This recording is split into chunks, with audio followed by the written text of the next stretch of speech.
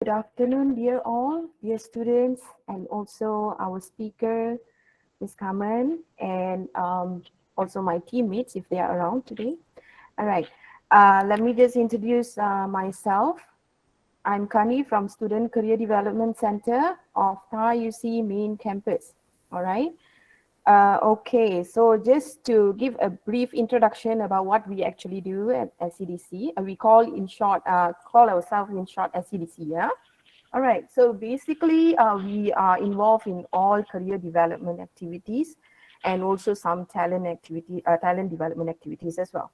All right, so typically we will be running about 2 to 3 career fairs in a year. So be it physical or virtual career and internship fairs. Okay, so later on I'll be putting some details in the chat box on our Facebook page link and also Insta link. So you can also follow us to get updates on the activities that we do, and not only that, for job and internship opportunities, the vacancies details will be available there as well. So we are actively posting available vacancies on our page as well. All right. So apart from career fairs, our virtual, be it physical or virtual career fairs, what else do we do? So for instance, our talk for today, our webinar for today. So this is part of our activity as well. We do career development activities. So this is part of it. Workshops, e-workshops, talks, industrial engagements, and anything related to career. Okay. Also, not forgetting, we are also doing our advisory, career advisory. So we have 2 assessments to be done at our center: personality assessment and also career assessment. So if you guys are unsure of your personality or whether you will be suiting your future career, or you want to find and explore the path, whether you are in the correct pathway for your career, you can always reach out to us. So later on, I'll be dropping some information on how for you to actually reach out to us. I'll be dropping the details on the chat box. All right. So a friendly reminder, your mics are actually already on mute. Okay, so since it's going to be like more than 300 of us for today, registered participant, we have more than 300 of us. So it will be a mess if you start, unmuting yourself. All right. So also please keep your phone in silence. If let's say if you were to accidentally unmute yourself, all right. So we don't want to be hearing any background noises. All right. Okay. And also for students, some of you may know that we this session we are actually giving out soft skill points.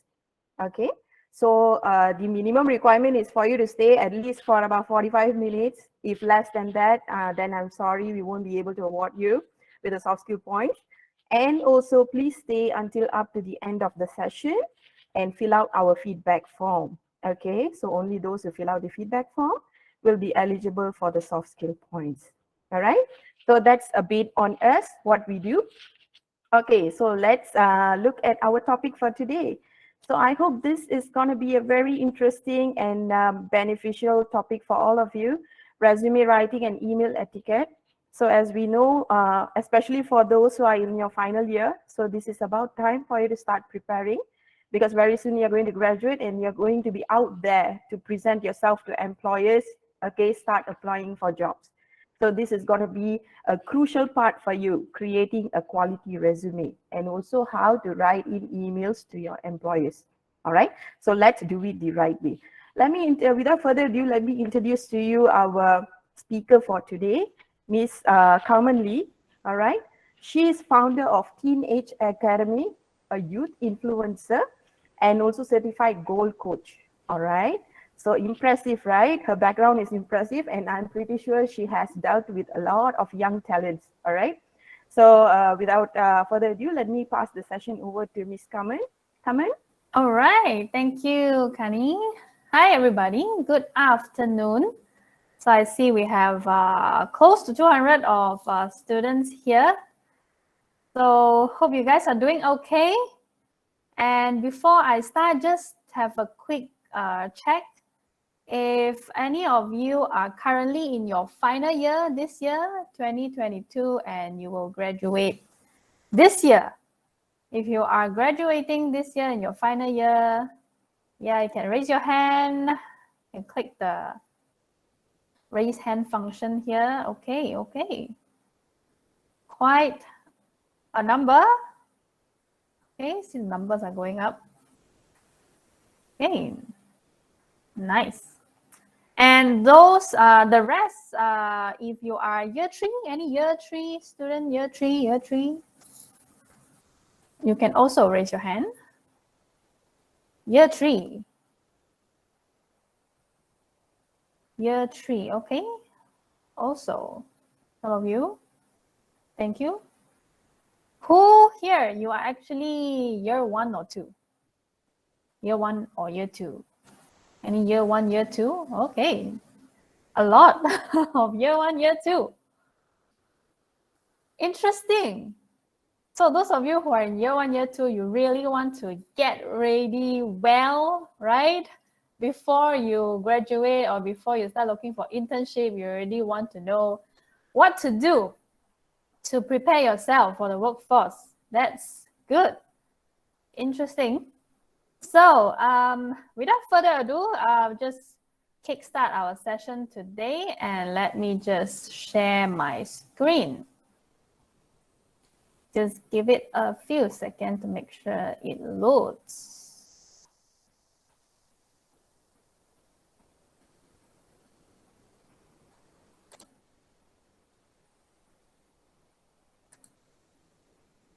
All right. Just let it load for a bit. So you guys should see it by now. Okay.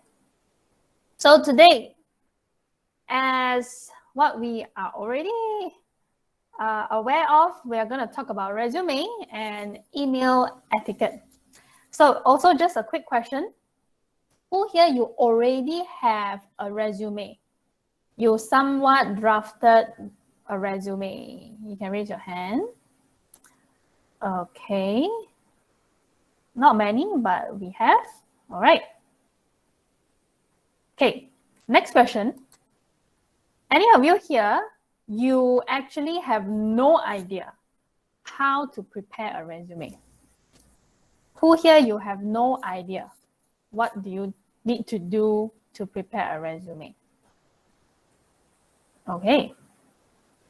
Also, there are people who are not very sure what to do when it comes to writing resume. All right. No problem. So here we go. We are going to start. So just a quick tip to you guys. You should take note on your own whether you are going to snap a photo of the screen share or you are a paper and pen person to write it down, up to you. But please take note because it's a lot of information.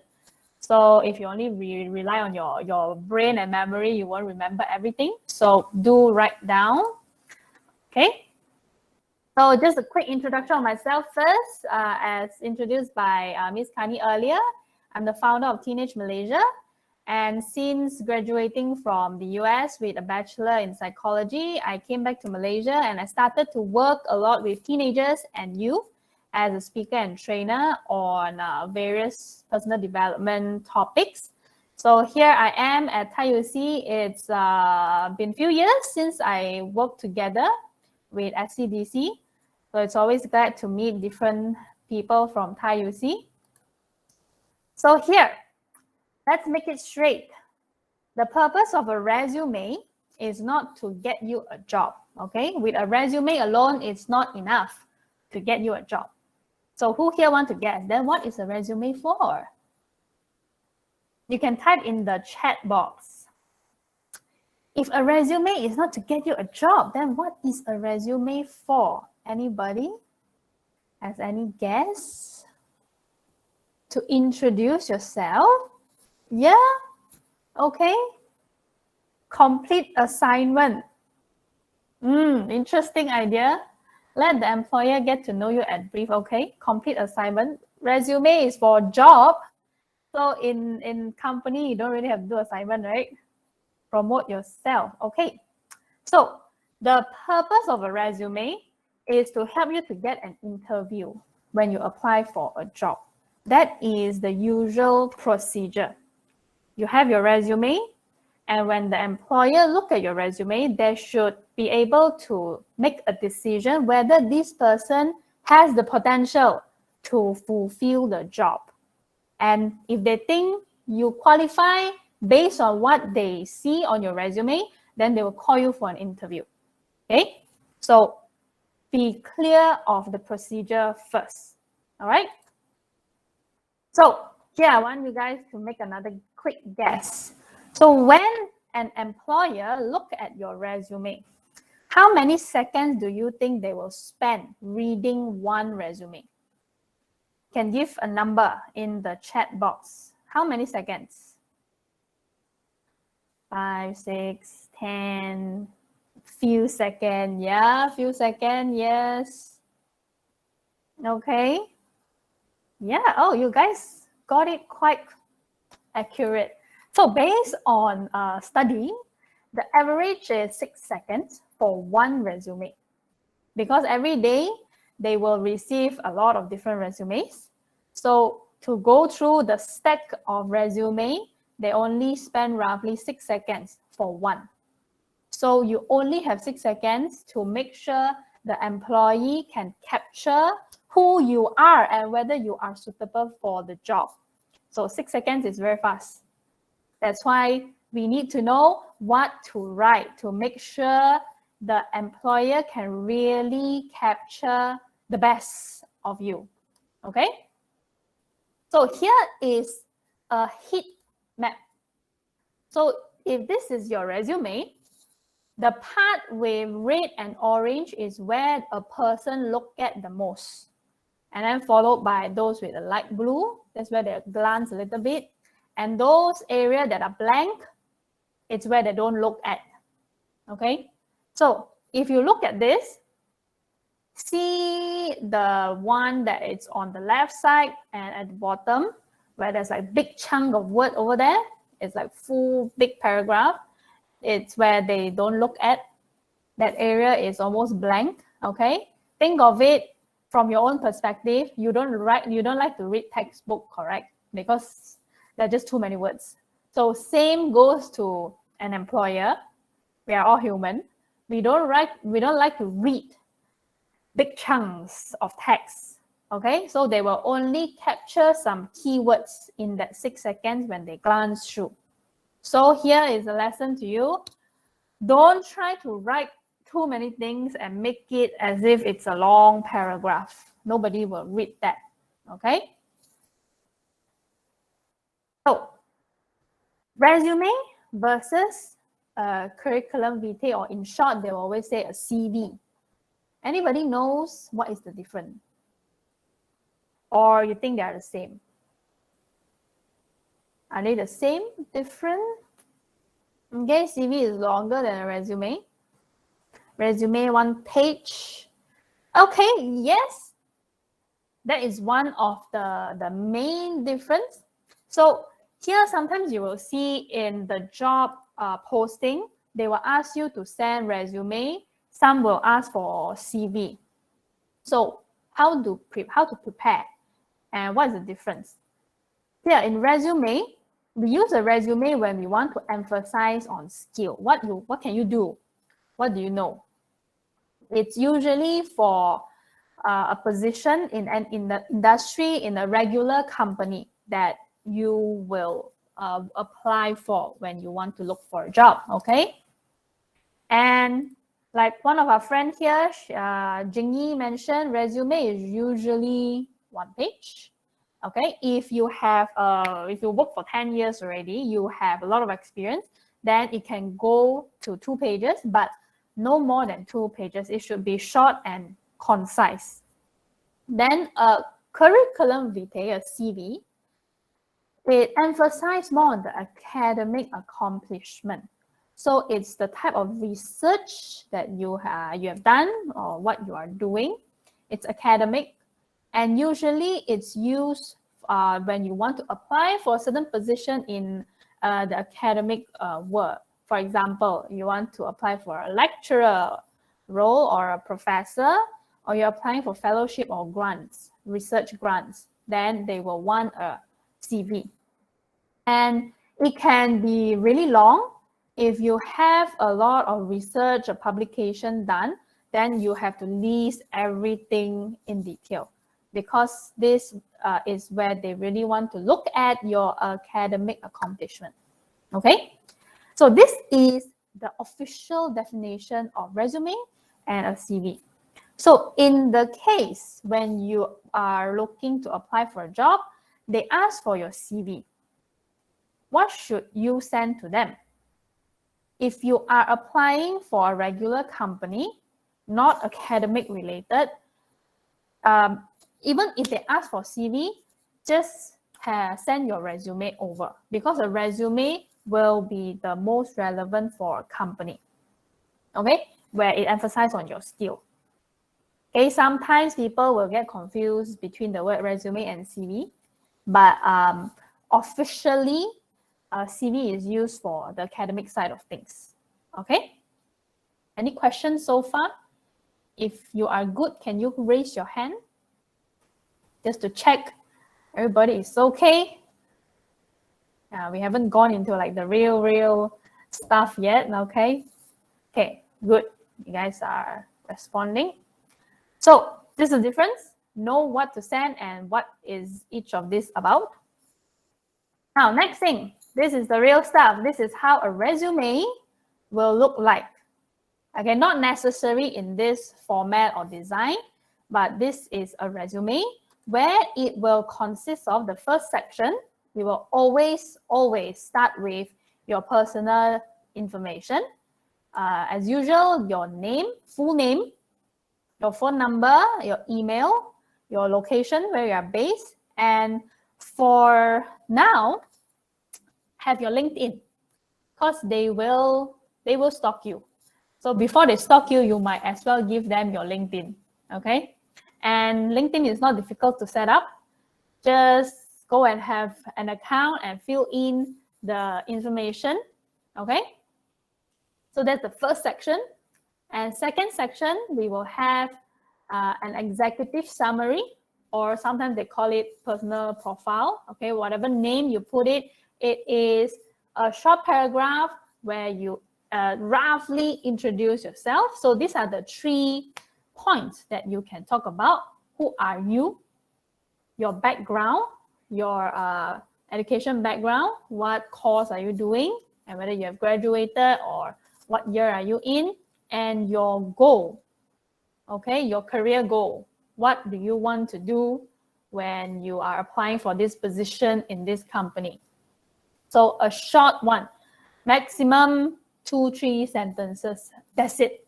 Okay, don't give them a paragraph. You're not writing an essay. So after your executive summary, then we will have education background. So I'll go into detail in a while for this section. And after education, we will have your work experience and your campus or community involvement. So these are the main categories that you should have in your resume. Okay. So now let's go into the general advice first for resume. For your entire resume, you just use a normal font that any person can read easily. Don't go wild, okay? And don't use fancy colors, because it will distract a person when they are reading. Because remember, you only have 6 seconds. It has to be easy to read, and you want them to capture the main information as fast as possible. So keep it simple, clean. And this thing, next thing is important, no pronouns. Okay, can everyone tell me what is pronoun? Can you give me example, what is a pronoun? Anybody? Okay. I, you, he, she, we. Okay, all this, they, you don't have to use those. Don't use. Not to say don't have, don't use. Okay, it's a no. So when you write a sentence in your resume, it is as if you are writing in point form. So you don't have to make it in a complete sentence like, I worked in da. No need. Okay, so you just start straight with the main point. Work in something, something, something. Okay? No I, you, we, she, it, they. Okay?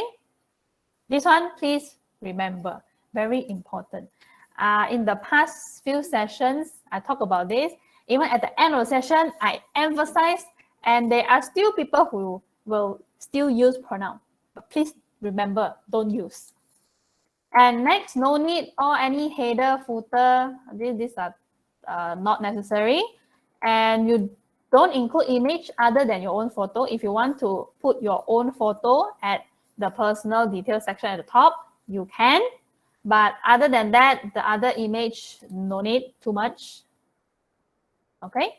And please don't say anything about, I'm hoping to learn and improve. No. It's a big no-no. Okay? A company is not a school. A company is for you to work and contribute. It's not a school where you learn. Even if you are a fresh grad, but the main purpose for you to get a job in a company is not to learn. You learn while you're doing, yes, you will, but that is not the main thing, and don't write that in your resume. Okay? So these are the general advice that I want to make it clear first. Everybody good? If you are good, can you raise your hand? Okay, nice. Thank you for all who raised your hand. So now, remember I mentioned just now, please set up your LinkedIn. Anyone here, you don't have a LinkedIn? If you don't have a LinkedIn, can you raise your hand? Don't have yet, okay? Quite some of you don't have yet. Okay, do so. First thing you can do right after the session today, just create an account. If you can have your Instagram or TikTok, you can have a LinkedIn, okay? And this next thing, use consistent branding, okay? So think of yourself as a brand, okay? You have to make sure in all of your social media account, including your LinkedIn, your Facebook, Instagram, or even TikTok, you are using a consistent name. Because employers nowadays, they will really go and Google search for your social media profile, because they also want to find out what kind of person are you and whether you can fit into their company culture. So they want to know what kind of person you are, what do you do at your personal life. So for all your account, use the same name that you are going to use in your resume, okay? Even if you have an English name, for some of you, you may have a name called, let's say, Alice Lim Jamin. Okay, I just made up the name, okay? I don't know if there's anyone called Alice here or Lim Jamin. Okay, if your name is Alice Lim Jamin, but in your IC, you don't have the name Alice, but you like to use the name Alice, then just put it into your resume as well. Okay, and on all your other social media account, also use the same name. Okay, and use a proper profile photo. It can be casual, but it should look proper, nothing funny, nothing nasty, okay, nothing too wow. So including your, those of you who join into Google Meet, some of you have a profile picture. Okay, it's casual. Some of you don't have a profile photo, then please start to put in. Okay, and check again whether it is a proper one, because that's the impression that you will leave to the employer. This profile photo is also applicable to all your other social media accounts. Okay, because they will check. And only put in one phone number and one email address. Even if you have multiple, put in the one that you will use as the main contact.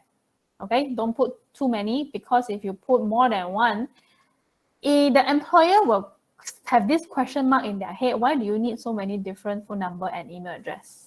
Okay, are you doing something sneaky? That's why you need different phone number. Okay, these are all impression. Now, we get into the education background section. This is how you should list them in reverse chronological order. What does that mean? Anybody? What is reverse chronological order?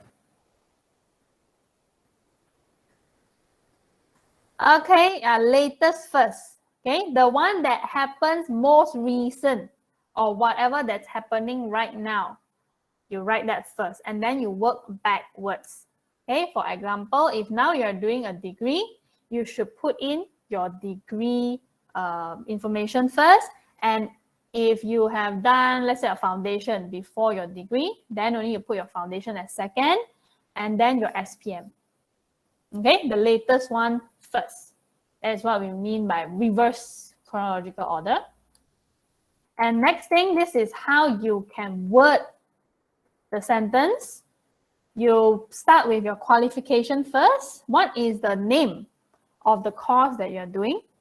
And then the name of the education institution, and in bracket, your year of graduation, or just a comma, up to you. But this is a way to write that will make it very clear cut for the person who reads. And after that, you can list your CGPA or major CGPA, whichever higher, and some of the courses that you have taken that's relevant to the position that you're applying. So they can see the relevance, what you have learned before, and whether it can really help you to fulfill the job. So this is an example of how it will look like. If let's say you're taking a Bachelor of Arts in Organizational Communication, comma, and then the next line is where you put in the name of your university, and then in bracket, when you graduated, and you can list your major GPA and then course highlight. So it's very clear cut. I just need a quick glance, then I can capture the important information. Okay, so this is simple. Education section is quite simple, straightforward. You're just putting in facts. So same, if you are going to write about SPM, also same concept. Okay, anyone has any questions so far?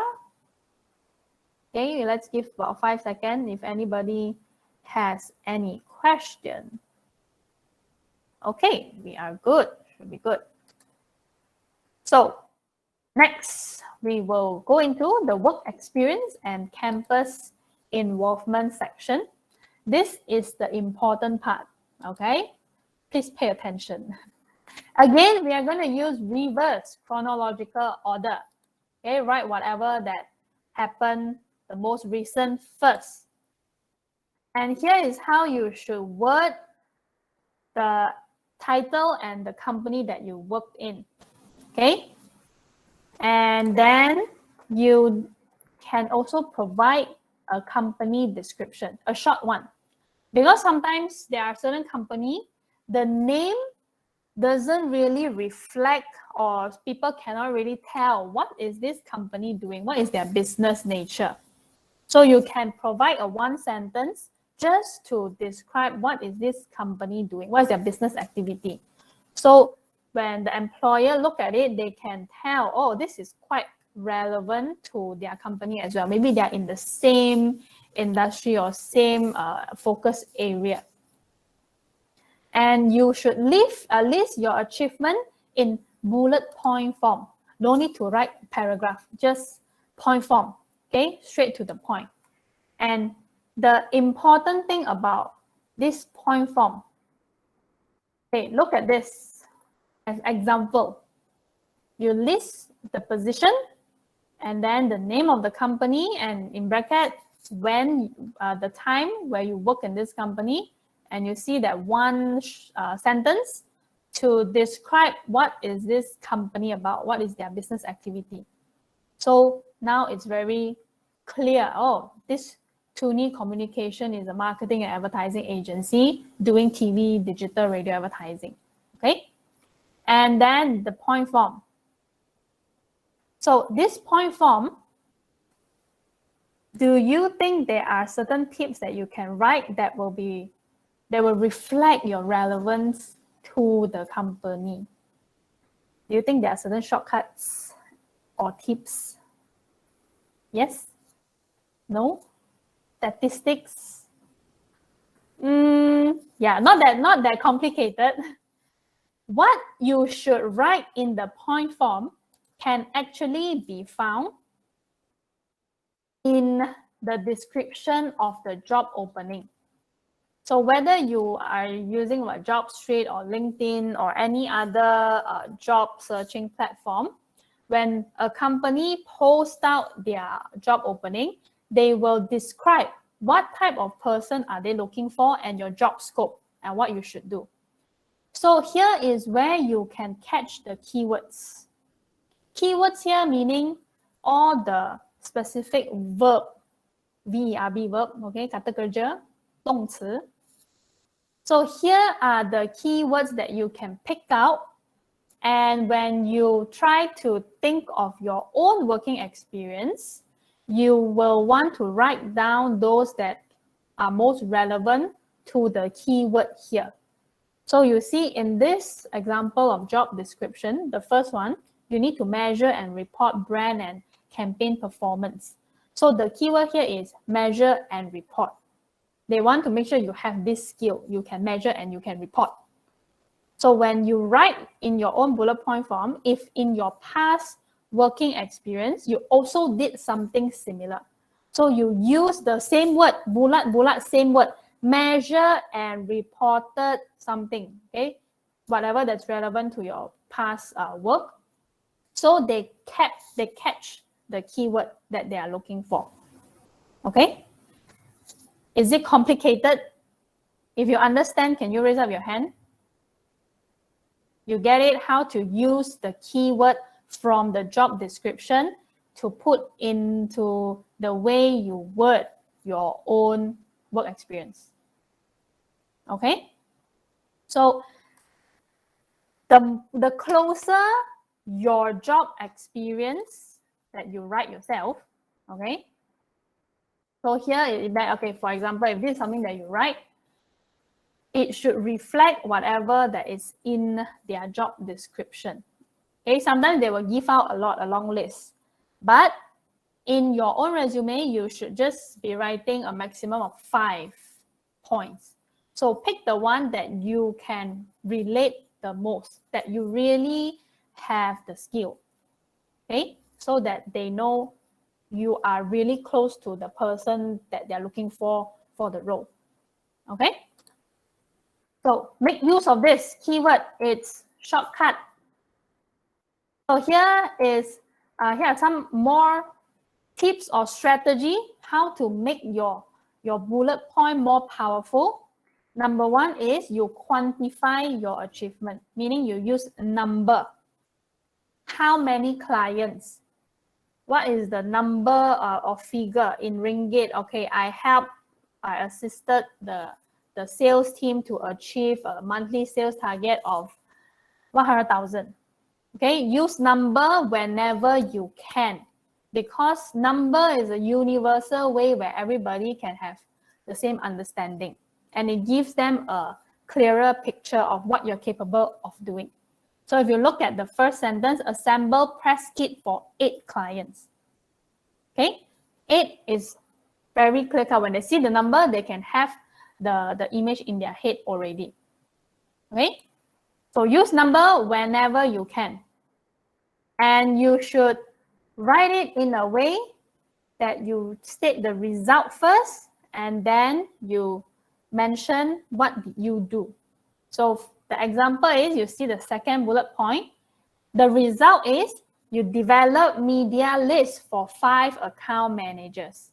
And how did you achieve the result? By using Factiva and critical mention. So clear, right? You state your result first, what you achieve, and then you tell them how did you achieve that? What did you do? Okay? And this very important point, you see white space draw reader's attention to the important points. So here in the past few slides, if you notice, there is a lot of white space. So when there are space, you can focus on the word itself. So it's the same concept you can use in your resume. That's why in the very beginning, I said, don't need to make it fancy, simple, straight to the point, okay? Don't make a paragraph, right? So anybody have any question? Not sure, too fast, I talk too fast. If you are good, can you raise your hand? Okay, thank you. Thank you, everybody. So here is the key point part, most important thing in your entire resume. So remember to use the keyword and use number to quantify anything, okay, whenever possible. And write your sentence, result first and action, result by action, okay? So we have a friend here. Do I need to include the work experience as a chef when applying at an IT job? Okay, so it should go back to the keyword. So if in the keyword of the job description of your IT opening, there are certain things that you think from your experience as a chef, it can also be applied to the job, then sure. Okay, it's actually not the role that you are doing, it's what you are capable of doing. Okay, did I answer your question, Zifeng? Do you get it? Zifeng, okay, yeah, all right. So no problem. So check the keyword, all right. So let's move on. Okay, before I come to this part, so same thing. This what I talk about is about work experience. So when you are going to write about your campus involvement, your campus activity, your club and society, you are in a committee or you organize event together or some other things that you did, is the same way that you should word it. Okay? Use number and check the keyword, anything that can reflect the same quality they're looking for, and use result by action. Okay, same approach. So next thing, in the reference section, you can include that. Okay, up to you. It's best if you have. So for reference, just don't say references upon request. Don't write this 3 words.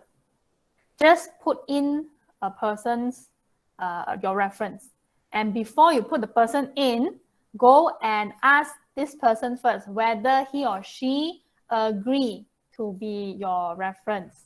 Okay, because when the employer start calling your reference or they send them email, and if your reference is not aware that you put this person as your reference, they will not know what to answer. They are not prepared. They are not aware. So you don't want this to happen because this will affect the impression. So please ask them first whether they agree to do so. And if they agree, then these are the information that you should include in the reference section. Their full name, their destination, who are they? Okay, whether they are your lecturer or they are your past internship or previous job manager or boss, okay, and their contact phone or email. So ask the reference first, which contact method they prefer if, let's say, your potential employer want to contact them. Okay, don't just give out things without asking for consent. So this is for the reference section. Very simple, but most important thing, just ask the person you want them to be your reference, ask first. All right, so with all the sections, then this is how you will have your resume ready. So this is a more traditional or classic looking of resume. Nowadays, I know you guys will also have certain template. So a modern looking one, they will look something like this. They have a bit of design element in it. If the design is not distracting, it's okay. It just make it look a bit aesthetic, but it's still easy to read, then it's fine. Okay. So most important thing is it should be easy to read. Okay. Any question? Everybody good? If you're good, can you raise your hand? Okay. Thank you. Okay, yeah, we have a question from Jeremy. What about interest and languages? Okay, interest, not really important. Okay, languages, up to you. If there are still space, you can include it. Okay, if you are going to write about languages, you can also break down into verbal and written. Because some of you, you may know how to speak Chinese, but you don't know how to write. Okay, if you can break down written, verbal, that's good. So up to you, Jeremy. And if they specifically mention in the job description, they are looking for a candidate who can speak multiple languages, then yes, it's gonna be important to include the language section. Okay, interest, not really. But skills, for example, additional skill set, if you are in, let's say, design, there are certain software that you should know how to use, then you can include that section. Okay, but if it's just general interest, like what do you like to do as a hobby, no need. Okay, Jeremy, good? Yep, thanks. Oh, yes. All right, now, there's another thing. Sometimes you will see this in the job opening description where they ask you to send in a cover letter. So just a quick question. Who here know what is a cover letter? Anybody?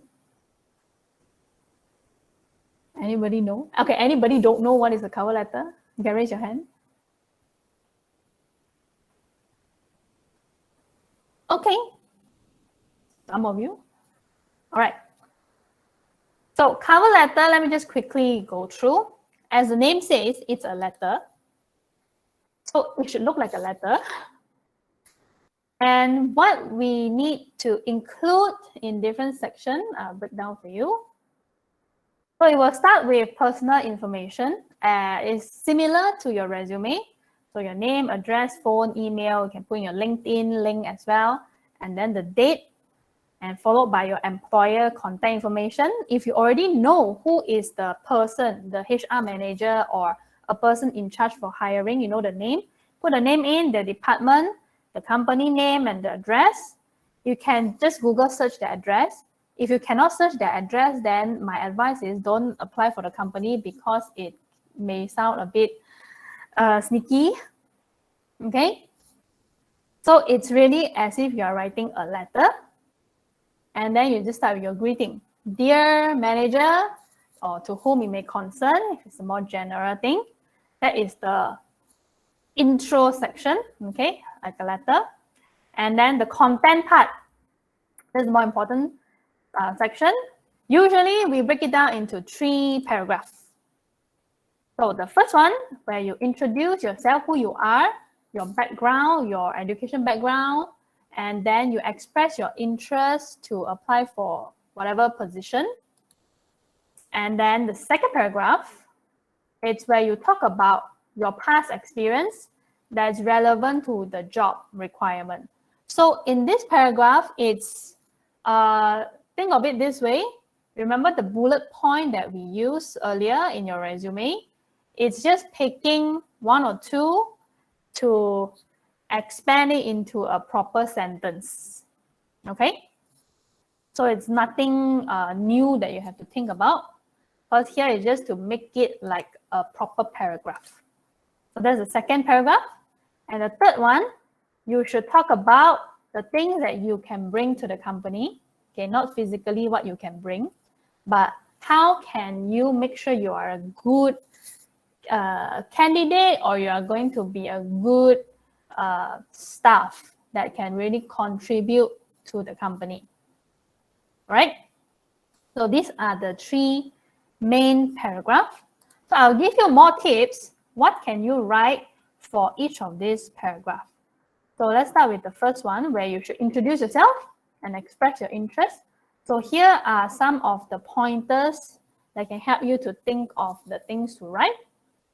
Okay, and this is an example. So you talk about the job opening that you are applying for. Okay, entry-level IT technicians, according to this example, and talk about who you are, your education background, which university, what course, and what year are you in, whether you graduated, and what do you know. Okay, as of now, okay, what can you do? So this is an example from this person if it's in the IT side of things. Okay, so for this first paragraph, these are the few things that you can write about. Okay, it doesn't have to be long, also 3-4 sentences, that's it. Okay, and moving on to the second paragraph, that's where you talk about the skill that you have that's relevant to the job. Okay, so here you talk about what are your past experience first. So this person worked as a student worker in the university technical service before. Okay, and what is this person responsible for while working in that job is to troubleshoot, to assist with server maintenance, install equipment. Okay, so you can go a bit more specific in what did you actually do in the past working experience and the achievement that you had from the past job. So back to this example, this person assisted in development and rollout of new department practice, improved response time by 12%. So you see, number, quantify your achievement. You can also use it here whenever you can, right? So here, in just a few lines, about 3-4 sentences, the employer already know, oh, this person can do something. Okay, so this should be the second paragraph. These are the points that you can write about, right? And then the third one is what you can bring to the company. So this is where you sell yourself, you promote yourself. Okay, focus on what you will bring. So here, this person did a bit of research because he found out that I understand your company is seeking to expand cloud computing service. So tapping on this person say is specialized in cloud computing when you were doing your thesis. So whatever this person has is the area that the company is looking at to expand as well. So then it shows that you have the relevant knowledge and skill. Okay, so for your case individually, this is something you have to think about. Okay, look at what the role is about and how you yourself can really fit and perform well. Okay, so these are the 3 main paragraphs. These are some of the main points you can talk about in this paragraph. After these 3, then you will have the ending. Okay, ending as usual, you can state your availability, how the person should reach you. Okay, you can call me at any time or a specific time. Okay, so depending on each of your condition. And then you close it sincerely, best regards as usual. And then you have your signature and then your name. Okay, if you are sending a digital copy, you can just do a digital signature. If you're sending, I think now there's no more physical copy that you need to send in anymore. So just do a digital signature. So that is a cover letter. So it really looks like a letter. So good? Everybody good? If you're good, raise your hand. If you have a question, you can type. I'll be checking the chat box. So this is cover letter. Okay. Thank you, everybody. Okay, well, let's move on. So your resume should be ready, and now you have to send it out. So now there's a lot of email communication going on, and some they will ask you to send through their company HR portal. So whichever way, somehow or other, you have to start learning how to do business writing. Here, let's make it clear. Business communication, whether it's email or even WhatsApp or other way that you communicate with a business person, okay, it's different than how you talk to your friend. Let's make this clear, okay? It's not about the platform that you use, it's who you are talking to. As long as the person is related to your job, your business, now maybe it's your potential employer. In the future, when you start working, it could be your client, it could be partner, it could be anyone that is talking about work. Okay, then we should use business communication. Don't talk to them like how you talk to your friend. Okay, so everything needs to be more formal and proper. Proper vocabulary, proper spelling, proper sentence structure. All right, everything should be proper and professional. So let me show you some bad email etiquette that I have received. So these are real stuff. I didn't make it up. And why I want to tell you this, because I don't want you guys to do this. So see, I keep this don't do this at the bottom. These are bad stuff. Okay, I just want to show you. First, you send an email without a subject line. So when I receive the email, it will look like this. So it looks like a scam email. Nobody will open. Don't do that. Or there are some people who insert a very, very long line in the subject line. Okay, the subject line is not for you to write your content. It's a short phrase to just let the recipient know what is this email about. Okay, it should be just 5 to 8, 9 words. That's it. Okay. If you do that, when I receive it, I will start laughing. It really shows that you don't know how to write an email. Okay. Don't do any of this. Or another bad stuff is when you send attachment, there's no content, there's no subject. You just attach the file. Then what am I supposed to do what you want? Okay. Don't do this. And there are some, they just say something that's not very relevant, no clear content of your intention. Even if in the company context, you actually talk to the person already, okay? And the person knows you will be sending certain file to the person. And the person also should know what they need to do with the file. But when you send the email with the file to them, still you should kind of summarize what you both talked about earlier, because that becomes in a way a protection. If anything goes wrong, at least you can show that I gave this person a clear instruction on what to do with this file.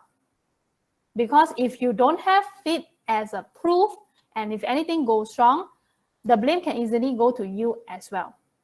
Okay, so it is to also protect yourself. Okay, so please don't do all this thing that has no clear intention. And now I want to show you how to draft a proper email. First thing, have a subject line. As I said earlier, it's a short sentence to state the purpose of the email. Just 5 to 8, 9 words. That's it. So even before I open the email, I should know what is this about roughly. And that is always the thing that you should put in first. And second, in the content, address the person first. Okay, hi, somebody to the name, or dear, whoever. Don't just start typing like how you text your friend. Okay, even when you are doing WhatsApp. Okay, just start with hi, then only type your thing. And third, if it's your first time contacting the person, please do these few things first before you start talking about your intention. Introduce yourself. I've received message before, they just don't tell who they are, where are they from, who are they representing, and they go straight to sharing with you they shared an event, okay, and they wanted my company to share or to help promote the event. I don't even know who you are. I don't even know what organization you're representing. So why should I help you? Okay. So whether you're looking for help from some people of the other person, or you're just simply sending something over, it's always a courtesy to introduce yourself. Okay. And then state the purpose of the email. I'm writing to you because I would like to seek support to da. Okay. So they know you are here with a clear intention. And then start to state the things that you need from them or the action you need them to take clearly in the email, in a full sentence, proper sentence. And always end with gratitude. Say thank you. Okay, no harm saying thank you. And then your sign off and name. Okay, sign off up to you. Best regard, cheers, or just regards also can. And then your name. Or if you're holding certain position, if let's say you're in your society, you are actually the secretary, for example, then you should put your name and then secretary of the name of your society. So they know who you are representing and what is your position in the organization. So these steps should give you a good idea how to draft, okay? You don't just hentam and then start straight type, but no, not organized. Everything is a mess, okay? And in email, you can put things in paragraph. Also, same thing. Don't write everything in one big chunk of paragraph. It's so hard to read. Okay, break down in paragraph so they can read and they can capture your message clearly. Okay, last thing, very important. A lot of the time, when you want to type a new email, you'll put in the recipient email first. Okay, don't do that. After you type everything, proofread first, then only you put in the email. Because, believe me or not, there will be times where you accidentally send the email. Okay, and then you send the email which is half done or it's still empty. So only put in the recipient after everything is ready. The last thing you do, put in the email and then you send. Okay, this has happened to me personally, painful experience. So I'm sharing with you not to do this, to save yourself. And here is how you should have an email. And nowadays, remember this is the cover letter section. Nowadays, because you usually send out your resume through email to the employer, so you can incorporate the cover letter method to write your email when you are sending your resume. So here is how the sample email should look like. Okay, start with dear whoever. Okay, first paragraph. So it should be similar to this, where you introduce yourself and express interest. Who are you? Your name, your background, your marketing, did you graduate? Okay, I'm writing to you to apply for a job opening of marketing executive. Okay, so introduce yourself. And then second paragraph, it's where you talk about past experience relevant to the job. So here you see a bit more on your background. You graduated with CGPA and you completed your internship previously from this time. And then you talk about your internship experience. You can manage work independently, organized manner, and then you want to join the company for future growth. And then the third paragraph, what can you bring to the company? Here's where you sell yourself. I believe my involvement in executing a major marketing campaign during my internship will enable me to perform well and work together with the team. And With additional knowledge in video production, it will add value when planning and executing marketing campaigns. Okay, you sell yourself with what you can do. And here, the next paragraph, okay, is where you state your availability, and they can contact you via email or phone. Okay, even though you will state your email and phone number in your resume, but no harm just stating again. Okay, sometimes it makes it easier for the employer to look for your information when they think of you. Okay, and look forward to hear from you soon. Thank you, yours sincerely, and then your name sign off. Okay, it shouldn't be hard.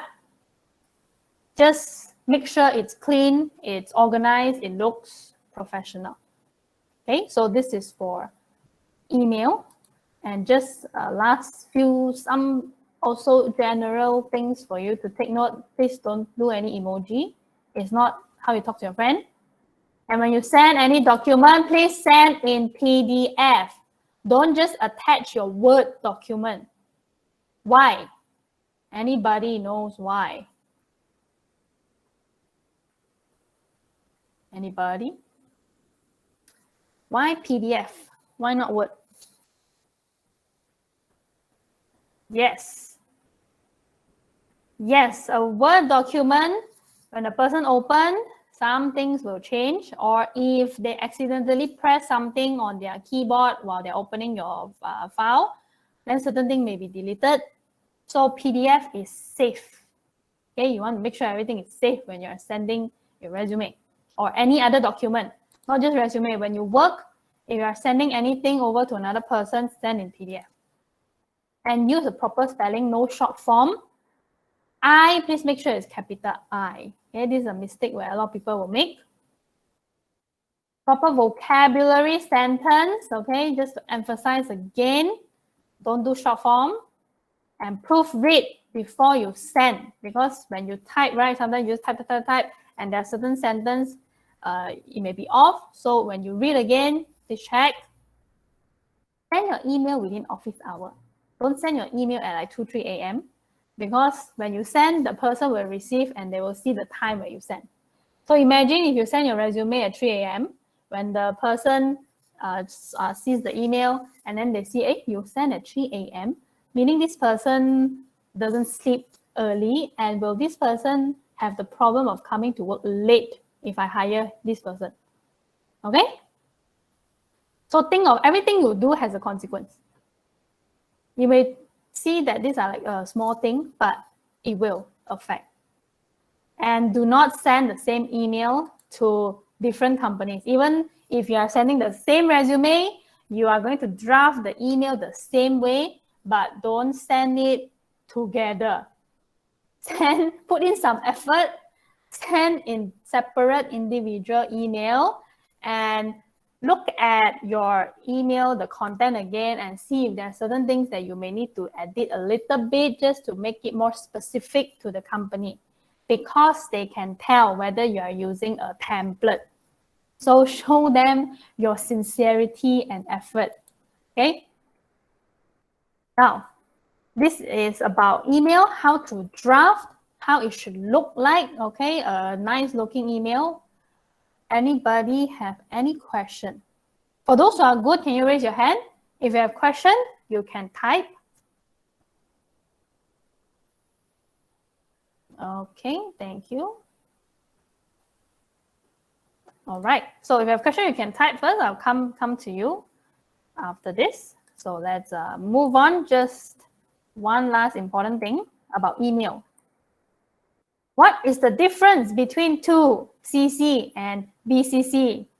Anybody know clearly how to use CC, BCC? Anybody? Yeah? Okay, we have a few friends here who know. So I will assume the rest you are not really sure. Okay, just to quickly go through, because when you start working, you will use email very often. So 2, okay, very clear cut, is to the main person that you want to send to. And this person can see who are the other users that you send to as the main recipient, and also CC. Okay? 2 is very straightforward. Now, CC, We CC a person when this is a person who needs to be informed of what you are sending to another person, but they just need to know. They don't need to do anything. So for example, you are sending an update to your manager about the work progress, and you have a team member, okay, who is at the same level as you. They are doing other things, they are not involved in the project, but they need to know also about your progress. So when you send the email, you will send it to your manager. At the same time, you can also CC your team member so that they are aware, you send an update to your manager and this is what happened, okay? And the CC person can also see who are the other user under to and CC, so they know, who are the other people that you send this email to. And BCC, the recipient that you BCC cannot see other people that you also BCC, okay? Why there is such thing is because you can send it to a whole lot of different people using the same email. But if you put everybody under BCC, they will not know who are the other people you send to. Okay, so this is when you have to send something like an announcement where you have to send to everybody, but you don't want everybody to know who are the other people you send to. Okay, so that they feel like, oh yeah, you send it to me. Okay, so this is the major difference between these three. So you can use it accordingly, according to what you need in your work, or now when you are in your Karmen society. In the future, when everything goes back to physical, you guys start to run events or you do special project, you will have to communicate with other people or even companies, your sponsor. Apply all this, okay? It's not just for resume purpose, but this is for all your general use when it comes to professional communication. All right. So anybody have any question about this 2CC, BCC? If you are good, can you raise your hand? Okay, if you have a question, you can type. I will check the chat box. All right, great. So here we're at the end. You can email to me your resume. I will check for you if you want to. Okay, so after this, use whatever that I talked about to draft your resume. Those who don't have yet, then you can start fresh. Those who already have, you can edit it and you can send over to me, or you can send to SCDC. Miss Kani and her team will also be able to check for you guys and give you feedback. And here is the survey form QR code. You can scan this, or you can also click it from the link that Miss Kani just sent in our chat box. And at the same time, if you have any question, you can type in the chat box. I will answer. I'll still be here for the next 5 minutes or so. Is the cover letter submitted with the resume? Okay, if it is requested, then you submit together with the resume. Okay, if they don't mention anything about cover letter, then you don't have to do it. It's a bit of a, it depends situation. But if you have it, then you submit together with your resume.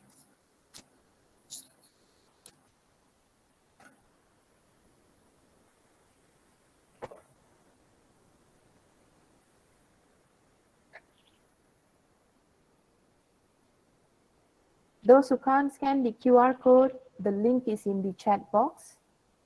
All right. So please remember to follow our Facebook and Insta page. All right. So we will be updating time to time on our career activities, our webinars, our virtual fairs and all that. So you can get the updates there. As I mentioned beginning of the session, we also do career advisory session. We have career advisory services. You can always drop us an email to our career center's email address. I've given the email address as well in the chat box. Okay, you can schedule an appointment with our career advisors, which is I'm one of them. All right. so we can, have a chat and explore what are your interests are, and also in terms of personality assessment as well. Okay. So are there any more questions for our lovely speaker here, Ms. Karmen? If you have any question, you can type in here. Or if you suddenly, after the session, you remember, you forgot to ask something, you can always drop an email to either Ms. Karmen, or you can also reach out to us via SCDC email. Okay. We will help you out with your questions. All right. Yes. Okay, I think so we have come to an end. It was a very informative and very useful session, especially for those who are actually preparing to, apply for job later on, maybe end of the semester, and also those who will be preparing for internship very soon. All right. So hopefully this session has helped all of you. Please remember to go to our Facebook page, okay? Like and also share any information that we put in there which you found useful, especially about our events, okay? Share it with your peers, share it with your friends, all right? So I think we have come to an end. So thank you very much for sparing some time to attend this session. And thanks a lot, Karmen. Yeah, no Thanks problem. for delivering this informative webinar session today. Yeah, I see a question from Jeremy. Okay, I'll just Jeremy has quickly question. answer his question. Okay, sure. Yeah, is there a proper way to reject a company through email? Yes, of course. You can accept, you can also reject. So of course, first you start with appreciating them offering you the job opening, giving them the offer, and you can courteously phrase the sentence, or if you really have a reason why you will not take up the offer, or in general, you can say, I appreciate your company's offer. However, I am sorry to say that I will have to reject the offer due to whatever reason that you have. Okay, and then you still have another next line of sentence saying that I hope to have the opportunity to work together with your company in the future. So the whole intention of the email is not about you rejecting. It's about how do you portray yourself to still want to maintain the positive relationship with this company. Okay, Jeremy, are you there? Yep. Yeah. Okay. So Yeah. of course, rejecting is just one line. Sorry, I will reject the offer. But we will have to add in the other sentences to make them feel like, even though I don't accept don't accept the offer, but it's not because I don't like your company. Yep. And I will still want to have a good relationship. Maybe in the future, we can work something out together.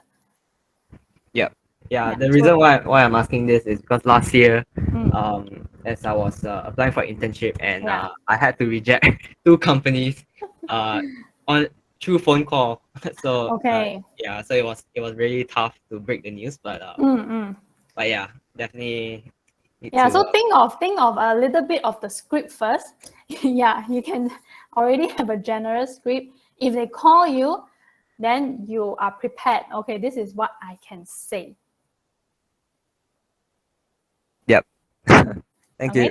Yep. Yeah. Okay, I think that's no more question. Yep. Back to Miss Kani. Yeah. All right. Thank you once again. Thanks to all the participants, my team, and also the speaker. Okay, so we will meet again and in another session. So please stay tuned for more updates on our services. All right. Have a nice day, everyone. Stay safe. Bye-bye.